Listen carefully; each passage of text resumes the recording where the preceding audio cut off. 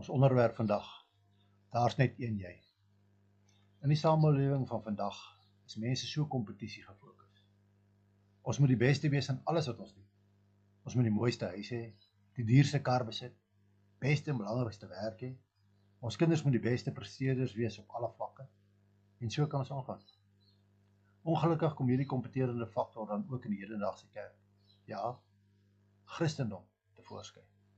Ons is gedurig besig om onsself en ander mense se standaarde en of gebrek aan standaarde te meet. Ons is gedurig besig om te kyk hoe ander mense perform.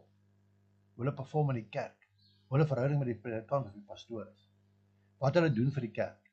En vergelyk ons soms selfs ander Christene se geloofsvlakke met die van ons eie.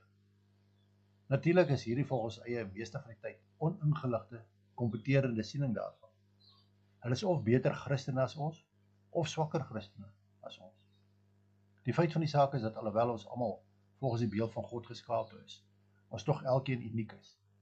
Daar is net een jy. Ja, selfs as jy een van die identiese tweeling is daar net een soos jy. Jy het sekere unieke eienskappe. Ons lees in Psalm 139 vers 13. U het my gevorm, my aan mekaar geweef in die skoot van my moeder. En vers 16. U het my al gesien toe ek nog ongebore was.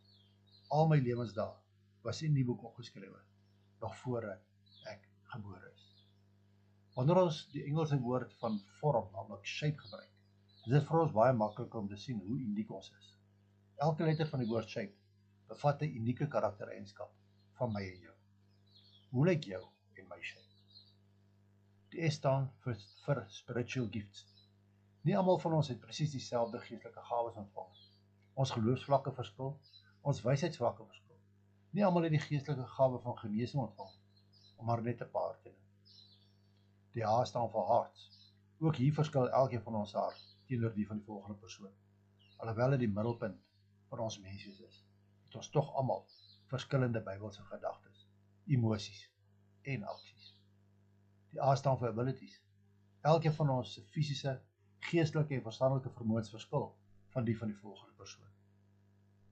Die P staan vir personality. Nodig dat ek iets hieroor sê. Behalwe miskien dat elkeen van ons 'n unieke persoonlikheid het, alhoewel sekere faktore mag ooreenstem, is daar geen twee mense wat identiese persoonlikhede het nie. Die E staan vir experience. Weereens het elkeen van ons verskillende ondervindingsvlakke. Maak nie saak op watter gebied nie. Selfs as ons in dieselfde werk staan, gaan ons ondervindingsvlakke verskil. Jou Bybelse ondervinding word bepaal deur jou persoonlike verhouding tussen jou en God. Miskien moet ons ophou om ons toekoms te probeer pyl op die optrede van ander mense, of dit wat ander mense bereik het, en eerder fokus op die stele wat God daar stel vir ons eie persoonlike toekoms. Kom ons kyk wat sê Paulus in Galasiërs 6 vers 4. Laat elkeen sy eie doen en late ondersoek. As dit goed is, kan hy daarop trots wees, sonder om dit met die van 'n ander te vergelyk.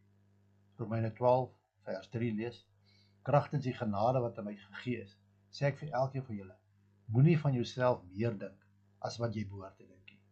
Nee, lê jou liewer daarop toe om beskeie te wees in ooreenstemming met die maat van geloof wat God aan elkeen toebedeel het.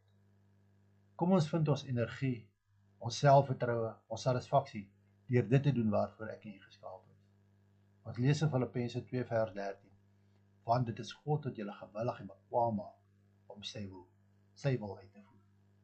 Kom ons hou op om onsself voortdurend met ander te vergelyk en soms selfs in konfrontasies hieroor betrokke te raak.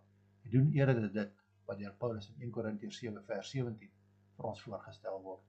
Naamlik, verder moet elkeen in die omstandighede bly wat die Here vir hom gegee het. Hy moet bly wat hy was toe God hom geroep het. So skryf ek dit ook aan al die gemeentes voor. As ons opnuut deur die Gees gebore en van binne verander is, sal ons besef dat elkeen van ons nuwe waardes en 'n nuwe lewewyse ontvang, wat bots met die van die aanvaarde normes van hierdie kompeterende wêreld. Hou op met ander mense om jouself met ander mense te vergelyk en wees die unieke jy wat God jou geskape het om te wees.